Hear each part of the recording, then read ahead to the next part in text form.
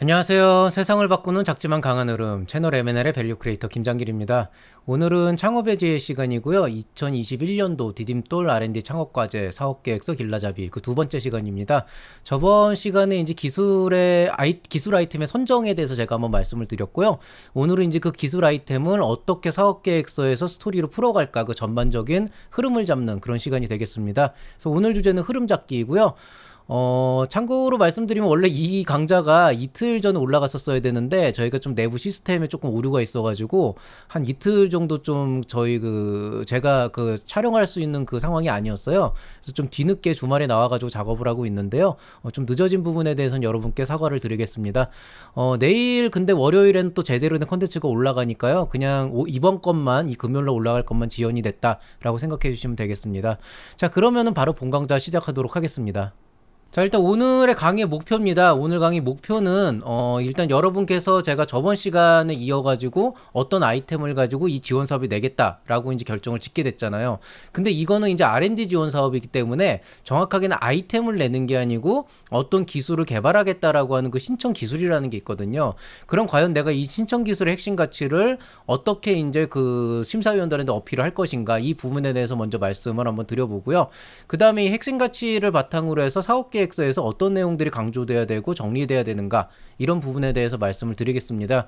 그리고 이제 여러분이 실제로 사업 계획서를 쓰게 되면은 이제 한 15페이지 내외라고 해서 보통 한 최대한 17페이지 정도까지 쓰게 돼 있는데 그 안에 이제 되게 디테일하게 집어넣어야 되는 내용들이 많거든요. 그런데 실제로 보면은 대부분 잘못 생각하고 계신 게 초창패나 예창패 스타일로 쓰시다 보니까 뭐 시장이 어떻고 사업이 어떻고 이것만 주구장창 얘기를 하시는데, 사실은 여기는 70% 정도는 거의 다 기술에 대한 얘기를 해야 되거든요. 그럼 기술에 대한 얘기를 해야 되는데 생각보다 여러분이 기술을 어필하지를 잘 못해요. 그래서 이 기술의 가치를 뒷받침하려면 어떤 그 객관적인 자료들이 계속 준비가 돼야 되는가, 이런 부분에 대해서 좀 말씀을 드리겠습니다. 자, 일단 먼저 제일 중요한 거는 이제 주제 선정인데요. 이 주제를 선정한다라고 하는 거는 이제 제가 저번 시간에 얘기를 했지만은 그냥 아무거나 되는 건 아니고, 이거는 어디까지나 R&D 지원 사업이기 때문에 기술이 이제 선정이 돼야 된다. 그렇다면 이제 여러분들이 이 기술이라고 하는 것들을 어떻게 이제 정의를 해야 되고, 이 지원 사업 안에서 어떤 여러분이 생각하고 있는 수많은 아이템 중에서 정확하게 어떤 기술을 선정해서 내보낼 것인가, 이걸 먼저 고르셔야 된다 그랬잖아요.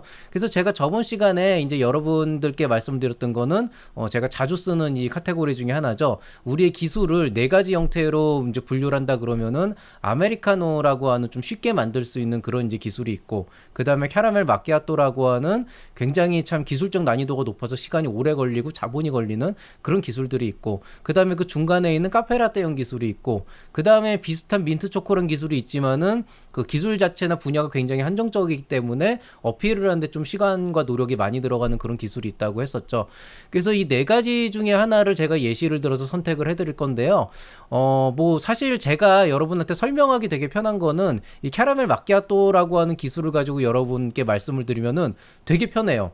그 왜 편하냐면 그냥 말 그대로 그냥 뭐 기술 자체가 어려우니까 기술 얘기하면 주구장창 하면 되거든요.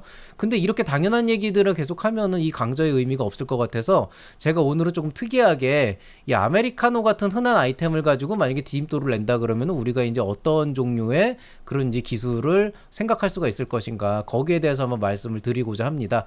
그래서 오늘 말씀드릴 주제는요, 지금 화면에서 보시는 것 같은 이런 주제입니다. 소량의 원두로 고품질 아메리카노 제조가 가능한 커피 주출 장치. 자, 이거 아마 여러분 아마 저번에 제가 청창사 할 때 했던 그 내용을 기억하고 계시는 분이면은 조금 의아해할 거예요. 아니, 청창사하고 그 다음에 디딤돌하고 지금 다르다라고 얘기를 했는데 왜 저번이랑 똑같은 주제로 여기에 이제 선정을 했지? 이런 고민들을 하실 텐데요. 실제로는 제가 말씀드리고 싶은 건 접근 방식이 다르다는 거예요. 그러니까 아이템으로 따지자면은 청창사나 이런 초창패에 들어갈 수 있는 그런 이제 사업 아이템이 있고, 그 다음에 디딤돌에 적합한 그런 사업 아이템이 있지만은 사실은 그 구분을 명확하게 하는 거는 쉬운 일이 아니거든요. 어떻게 보면은 디딤돌에 내는 R&D 지원 과제도 사업성이나 시장성에 좀 더 치중해서 아이템화 시키면 충분히 청창사나 초창패에서 좋은 아이템이 될 수가 있고, 결국 여러분이 하던 거를 계속하는 게 아니고 뭔가 새로운 주제를 가지고 조금 기존에 있던 거에서 발전된 주제를 가지고 뭐 초창패나 청창사를 준비하기 때문에 그런 관점에서 보면은 초창패나 청창사에 있는 그런 주제들도 잘만 이제 탈바꿈을 하면은 그 디딤돌에 들어갈 수 있는 과제가 될 수가 있다는 겁니다. 다만 이제 차이점은 뭐냐면은요. 접근 방식이 다르다는 거예요. 접근 방식이 다르다라는 건 청창사에 썼던 그 사업 계획서를 그냥 여기다 썼다가는 그냥 바로 필패가 된다. 그래서 저는 똑같은 아이템이지만은 방향성을 조금 다르게 해서 이게 R&D 지원소로 가게 되면은 어떤 관점에서 접근을 해야 되나 이 말씀을 드리기 위해서 일부러 동일한 주제로 잡았습니다. 그리고 사실은 아메리카노 같은 이런 흔한 과제에서도 R&D 주제가 얼마든지 나올 수 있고 그게 충분히 우리 회사의 가치를 높이는 데 도움이 될 거라고 저는 생각을 하거든요. 그래서 그런 관점에서라도 사업 계획서를 쓰기는 사실 조금 어렵지만 좀 난해하긴 하지만 그래도 여러분한테 조금 더 도움이 될 만한 그런 이제 아이템으로 이걸 선정을 해봤습니다. 자, 그러면 일단 첫 번째로 모셔야 되는 거는 이제 당연히 이제 R&D 지원 사업이니까 이건 아이템이 아니고 신청 기술이잖아요. 내가 이 기술을 개발하려고 하는데 심사위원들에게 어떠한 관점에서 이 기술이 개발을 해야 되는 건가? 개발할 가치가 있고 이게 왜 정부 지원 사업을 받아야 되는가? 왜 세금을 투입해서 이 기술을 개발해야 되는가? 여기에 대한 핵심 가치를 이제 정의를 하셔야 되는데 그런데 이제 제가 저번 시간에 그 청창사에서 얘기를 했던 이런 아메리카노 추출 기술에 대한 그 적은 양으로도 고품질의 아메리카노를 추출할 수 있는 기술에 대한 그런 방법을 제가 예시를 들 때는 사업적인 관점에서는 같은 비용으로 더 많은 아메리카노를 제조할 수 있다라는 가치, 즉 판매자에게 이득이 되는 가치거나 아니면 같은 비용으로 더 진한 아메리카노를 뽑아낼 수 있기 때문에 구매자들이 만족할 수 있는 그런 양질의 아메리카노를 만들 수 있다. 이런 식으로 이제 가치를 정의를 했죠. 이거는 어찌됐건 간에 판매자에게 이득이 되는 경우에는 원가 절감이라는 이슈가 있고 구매자에게 이득이 될 땐 상품의 가치가 높아지는 이슈가 있기 때문에 시장성이나 사업성의 관점에서는 사실은 맞아요. 그런데 만약에 이 방식으로 접근을 해서 디딤돌을 들어간다 그러면 떨어진다는 거예요. 왜냐면은 이건 어디까지나 예비 창업 패키지나 초기 창업 패키지에서 사업성을 강조하고 발전 가능성을 볼 때 얘기를 하는 거거든요. 청창사도 실제로 마찬가지입니다. 그래서 대체로 보면은 좀 양극인데 엔지니어 출신의 엔지니어 기반의 사업을 시작한 그런 창업자분들은 생각보다 디딤돌의 R&D 지원 사업을 좀 쓰길 편해해요. 반대로 그런 분들은 예창이나 초창에서 거의 이제 막 박살이 나죠. 왜냐하면 사업적 마인드가 없으니까.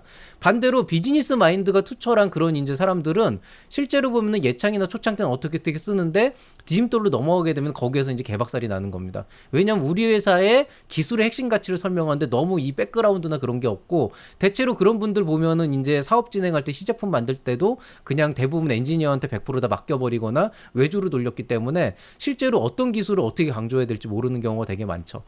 그러니까 뭐 컨셉만 가지고만 얘기를 할 수가 있는데 그게 이제 한계치가 있다는 거예요. 그래서 R&D 지원 사업이라고 하는 거는 어떤 관점에서 가야 되냐. 자, 똑같은 아이템인데 어느 관점에서 가야 되냐면 이렇게 가야 됩니다. 첫 번째, 일단 내 기술의 핵심 가치는요. 순수하게 이 기술이 나타내는 그러니까 기술의 사업적 가치가 아니고 기술이 나타내는 그 순수한 가치를 얘기해 줘야 되는 거예요. 내가 갖고 있는 기술이라고 하는 거는 어떤 것이냐. 자, 보시면은 일단은 기존 방식 대비 커피 추출 공정의 효율성을 정말 극대화할 수 있다. 즉 반 정도밖에 안 되는 커피 원두로도 충분히 고품질의 커피 추출이 가능하다라고 하는 그런 가치를 우리가 제시를 할 수가 있게 되는 거죠. 그렇기 때문에 여기에서 이제 당연히 이제 디딤돌 지원 사업도 R&D지만 창업 지원 사업이니까 당연히 심사위원들도 사업적 요소를 봐요. 근데 이 사업적 요소라고 하는 게 우리가 이 기술을 하면 원가 절감할 수 있어요. 우리가 이 기술을 하면 퀄리티 높아져서 사업할 더 잘할 수 있어요. 이렇게 얘기가 나오면은 그럼 그냥 어차피 매출 올라가는 거 확실하니까 그렇게 개발하시면 되겠네요. 그럼 뭐 본인 돈으로 하셔도 괜찮겠네. 뭐 대출 받거나 뭐 하거나 하면은 뭐 어쨌든 받을 수 있잖아요. 그렇게 되는 거지. 이게 왜 당신 스스로가 자금을 조달하는 게 아니고 정부의 지원 사업이나 아니면 그 나라 돈을 가지고 지원을 받아야 되는가에 대해서 설득을 못 한다는 거예요. 그게 여러분들이 이렇게 설명을 하면은 같은 건데 왜 그러냐 이렇게 생각을 하시는데 기본적으로 접근 방식이 다르다는 건 이거예요. 일단 평가위원들이 기본적으로 다 엔지니어 출신들이고 이 사람들 입장에서는 이거에 대한 기술적 가치를 충분히 이해하지 못하면 이거는 정말 기술적 난이도가 있고 개발이 됐을 때 전반적인 어떤 그 전체적인 기술 역량이 올라가는 국가의 기술 역량도 올라가는 거기 때문에 그럴 가치가 있다라고 이해가 되는 거지 그냥 내가 돈 많이 벌려고 지금 준비하고 있는데 니들이 거기에 대한 지원 자금을 줘야 돼. 이런 관점이라 그러면은 되게 안 좋게 보거든요. 근데 여러분이 여전히 여기에 대해서 나는 이해를 못하겠다라고 한다면은 사실 제가 여러분에게 이 차이를 뭐 이해를 시켜야 되는 의무가 또 있는 건 아니라서 스스로 한번 이해해 보려고 노력해 보시기를 바라겠습니다. 저는 여기까지만 설명을 드릴게요. 어쨌든 이런 식으로 하게 된다 그러면은 이제 사업적 요소라고 하는 부분이 또 없진 않은데 그 사업적 요소는 그냥 딱 요 정도. 어쨌든 이런 이제 그 관점으로 사업을 접근을 하게 되면은 카페나 고객 모두에게 이득이 되는 상황을 만들 수가 있다. 이런 정도의 어떤 컨셉만 들어가면 된다는 거죠. 그리고 이제 이 기본 컨셉에서 발전을 해 나가는 거예요. 그냥 이거는 이 기술이 좋다라고 하는 거니까 이 다음에 이제 여러분께서 고민을 하셔야 되는 건 바로 이겁니다. 자, 그러면 이 기술 개발을 왜 정부 지원 사업을 받아서 해야 되냐는 이제 당위성이 나와야 되는 거예요. 즉 기술의 가치는 어필을 했으니 좋아. 그 가치가 좋은 건 알겠어. 기술이 좋은 건 알겠는데 그게 그냥 너의 개인의 사리사욕을 위한 너네 회사 돈 벌기 위해서 하는 거기 위한 그런 용도다. 뭐 예를 들어서 물론 거기에다가 뭐 고용 창출, 국가 경제 발전 이런 얘기할 수가 있겠지만은 결국 본인이 돈 벌기 위한 거잖아요. 그러면은 너네 회사가 돈 벌기 위한 거면 너네가 이거를 돈을 벌어서 해야 되는 거지 왜 정부 지원 사업을 끌어당기려고 해야 돼? 라고 하려면은 좋은 기술이라도 그 기술에 나라 돈, 국민의 세금이 들어가야 되는 당위성이라는 게 나와야 되는 거죠. 기본적으로 이게 이런 거예요. 반도체 기술로 보면은 뭐 디스플레이 같은 기술에서 뭐 미니 LED나 이런 거 같은 이제 어떤 첨단 기술들을 우리가 핵심 기술을 개발한다고 하게 되면은 그거를 국가의 자금을 통해서 개발을 해야 되는 이유는 그 미니 LED 핵심 기술을 개발하면 그 미니 LED를 통해서 그 가치를 창출하는 여러 디스플레이 업체들이 다 살아나갈 수가 있잖아요. 그런 가치가 나오는 거예요. 근데 제가 그냥 단순하게 나 커피 더 맛있게 만들 수 있는 방법을 개발하고 싶어. 그럼 그게 이제 뭐 어떤 가치가 있냐 그러면은 나 돈 많이 버는 거잖아. 그게 끝인 거래요. 근데 뭐 물론 이제 거기다 말을 더 붙일 수 있죠. 이게 이제 만 세상에 퍼지면은 뭐 모든 카페들의 수준이 올라간다 이렇게 얘기할 수 있겠지만은 사실 그거야 그냥 말로만 하는 거지 실제로 구체적으로 보이는 어떤 그림은 아니거든요. 오히려 내가 그거 독점해가지고 나 혼자 다 돈만 벌 수 있는 거니까 이거는 어떤 기술의 공유의 개념이 아니고 파급 효과에 대한 개념이라고요.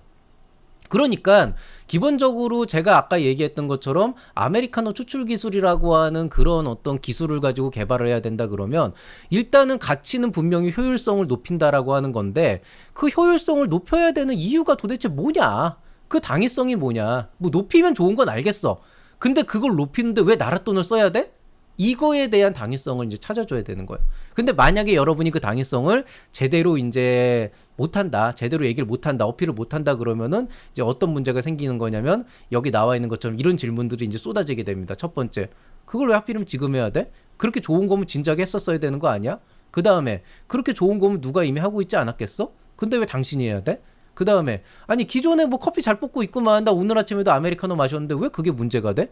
이런 것들. 그 다음에 궁극적으로 그래서 좋다 뭐 다 좋은데 이 기술을 통해 가지고 당신은 도대체 뭘 하길 원하는 거야? 그래서 궁극적으로 뭐 기술 개발하겠다는 거 알겠어. 하고 난 다음에 뭘 하겠다는 거야? 이런 종류의 이제 질문이 나오게 된다는 거예요. 그렇기 때문에 여러분이 이제 이 질문 폭탄을 맞게 됐을 때는 이제 그게 뭐 서류 평가에서 떨어지게 되면은 이나마의 기회도 없고 그냥 박살이 나버리니까 너 어쩔 수가 없는데 근데 실제로 발표 평가 가게 되면 이런 거 엄청나게 까이거든요. 근데 여러분이 지금 잘못 접근하고 있는 게 있어요. 이런 질문은요 나오면 안 되는 질문이에요. 즉 무슨 얘기냐면은 여러분이 사업계획서를 그만큼 못 썼고 거기에 대한 준비를 못했고 R&D 지원 사업에 대한 이해도가 떨어지고 기술에 대한 이해도도 떨어지기 때문에 이 질문이 나오는 거예요. 그러니까 여러분이 고민하셔야 되는 건 이런 질문이 나오면 어떻게 답변을 할까를 고민하셔야 되는 게 아니고 정확하게는 이 의문 자체가 애초에 생기지 않도록 여러분이 기술의 당위성을 명확하게 제시를 해주셔야 된다는 겁니다. 그러니까 이 질문에 대한 답을 찾으라는 게 아니에요.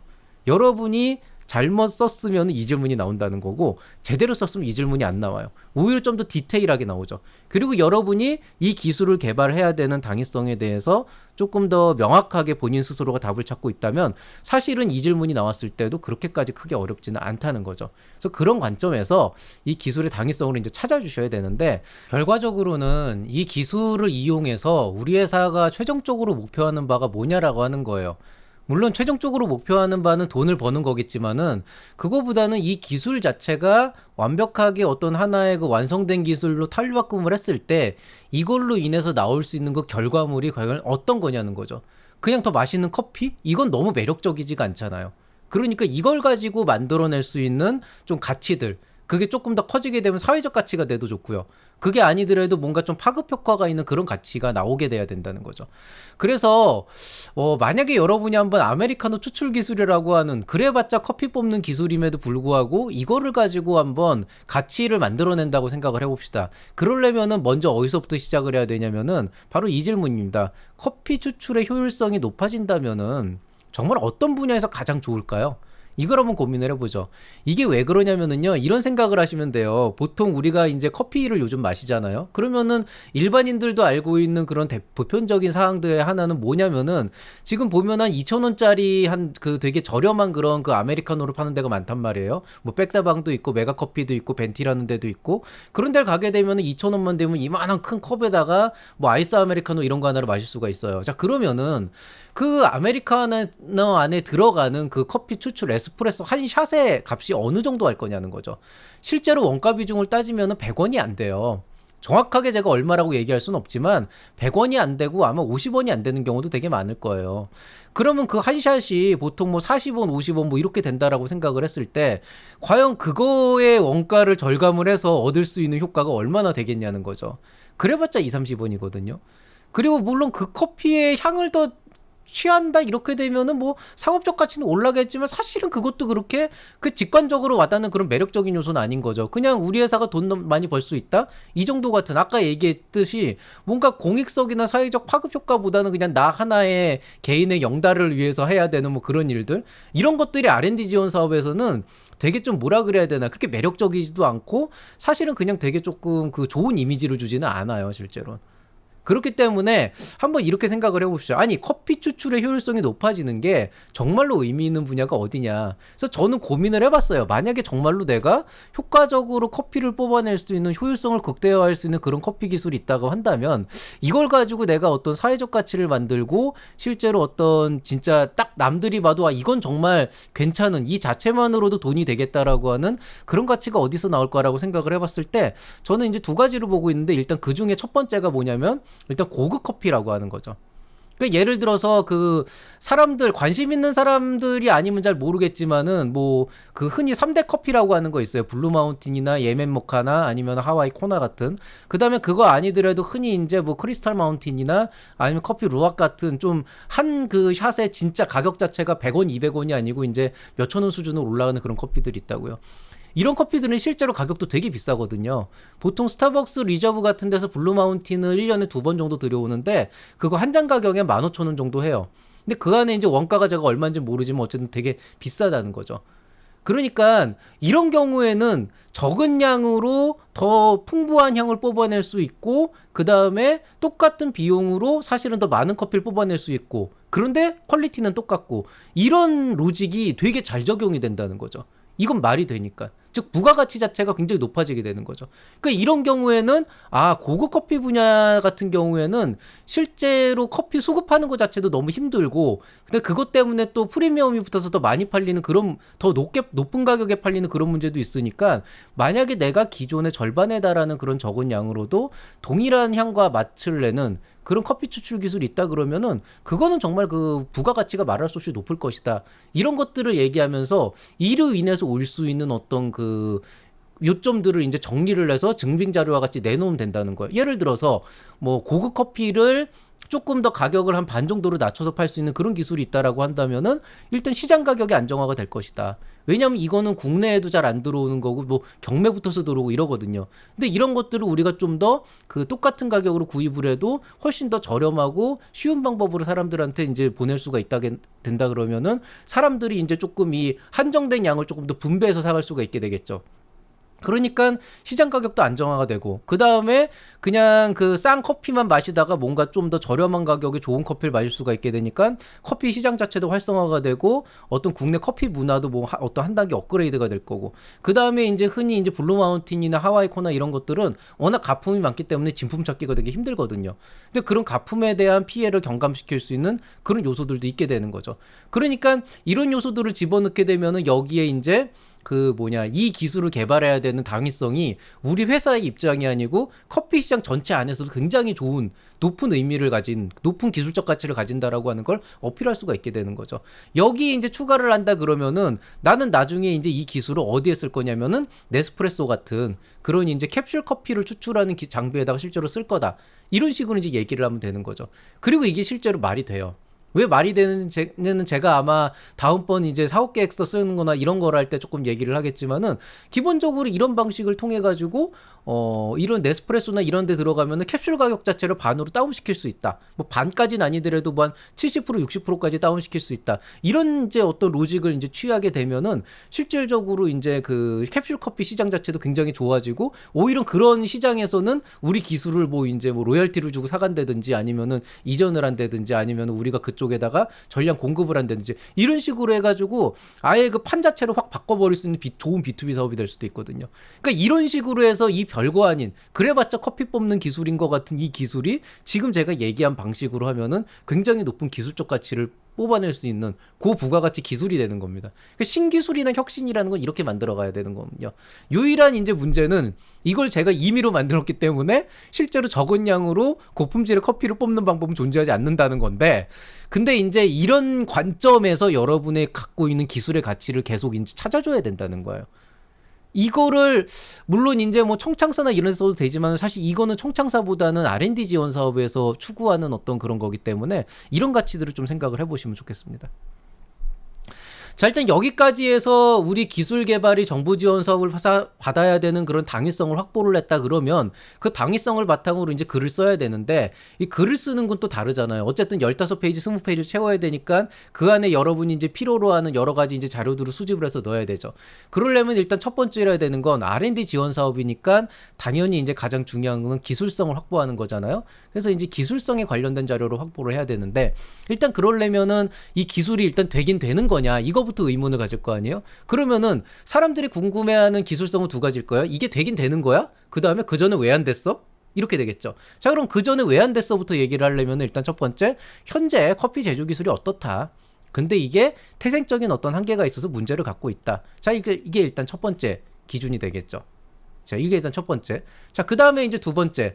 자, 이 기술이 되긴 되는 거야 라고 하는 건데, 사실 이거는 제가 지금 여러분에게 말씀드리기 좀 어려운 건 있어요. 왜냐면은 어차피 제가 이게 지금 임의로 이런 기술이 있다고 치자라고 하고 지금 사업계획서 쓰는 거기 때문에 여기에 대한 증빙이 사실은 없는 거죠, 현실적으로. 근데 있다고 칩시다. 있다고 가정을 하게 되면은 보통 그 실현 가능성이라고 하는 거는 이제 그거를 보여줄 수 있는 어떤 증빙 자료가 있겠죠. 그게 이제 어떤 그 논문 같은 게 있을 수도 있고 아니면 어떤 보고서 같은 데서 이런 게 있었다라고 하는 걸 이제 보게 되는 거죠. 그럼 그걸 보고 나는 이 실현 가능성을 찾았다라고 해서 약간 공신력 있는 자료들을 바탕으로 해서 그걸 이제 실제로 이제 제시를 해줘야 되는 겁니다. 그렇게 제시를 해주고 나면은 이제 그 다음에는 좋아. 이게 어쨌든 기존에 있는 건 문제를 알았어. 왜 안 됐는지 알겠어. 지금은 이게 왜 되는지 알 것도 같아. 어쨌든 증빙 자료도 봤어. 근데 니들은 이걸 할 수 있어? 되는 건 알겠는데 이게 니들이 할 수 있는 일이야? 이렇게 물어볼 거 아니에요. 그러니까 이제 거기에 대한 의문을 해결하기 위해서는 어쨌든 우리 회사가 연구개발을 어디까지 진행을 했고 우리 회사가 어떤 역량을 갖고 있기 때문에 이거를 충분히 할 수 있는 역량이 있다. 이렇게 얘기를 하면 되는 거죠. 이제 여기까지 이제 얘기를 해드리면 또 어떤 분들이 그런 질문을 하세요. 우리는 아직 실험 안 해가지고 결과 없는데 어떡해요. 근데 그거 못 내죠. 어떡해요 그러면. R&D 지원 사업을 내는데 R&D를 한 적이 없다. R&D 지원 사업을 내야 되는데 우리가 사실 연구 역량이 없다. 그걸 못 내는 거죠. 그거는 도둑놈심보고 제가 볼 때.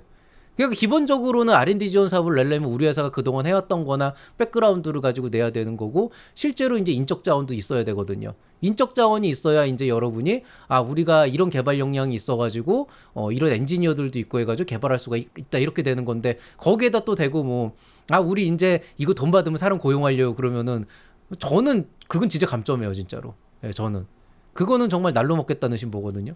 그러니까 이런 준비들은 기본적으로 돼야 되는 게 디딤돌 지원 사업이고, 그게 됐다라고 했을 때 비로소 이제 여러분이 써야 되는데 그걸 쓰는 방법도 이렇게 된다는 겁니다.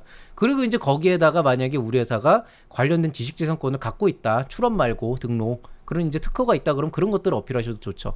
없으면 어떻게 하냐 그러는데, 없다고 지원을 못하는 건 아니고요. 근데 있으면 좋아요.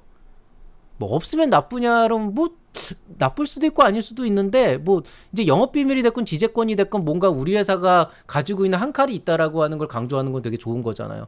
근데 이런 것도 없고 저것도 없다라고 하게 되면은 사실은 그거는 포기하시는 게 더 나아요 사실은. 뭐 컨설턴트를 만나서 컨설팅을 받거나 그 불법이지만 브로커를 만나서 쓴다? 저는 솔직히 얘기하면 그런 경우는 돈 날리는 거라고 보거든요. 그러니까 그렇게 된다 그러면 차라리 6개월 동안 준비 더 잘해가지고 더 좋은 인재 쪽으로 이제 내시는 게 더 좋다고 보고요. 어쨌든 뭐 이제 디딤돌 지원 사업을 하려면 그래도 기본적으로 근거 자료에 찾으면 되는 거고 뭐 안목이야 기르면 되는 건데 기본적으로 우리 회사가 연구개발 역량이 있다라고 하는 건 어떤 식으로든 보여주셔야 되는 겁니다. 특허는 있어도 좋고 없어도 좋고 뭐 그렇습니다. 이제 거기까지 이제 얘기가 되면은 이제 비로소 이제 시장성과 사업성 파트로 넘어가게 되죠. 청창사를 보셨던 분은 제가 시장성하고 사업성을 한 페이지씩 나눠가지고 되게 공을 들여서 설명한 걸 기억을 하실 거예요. 근데 R&D 지원 사업에서는 생각보다 시장성 사업성은 분량 자체도 적고 그 안에다 아무리 넣어봤자 그냥 기본적으로 상식적으로 납득 가능한 수준만 넘어가면 그 다음에 그렇게 크게 관심을 갖진 않거든요.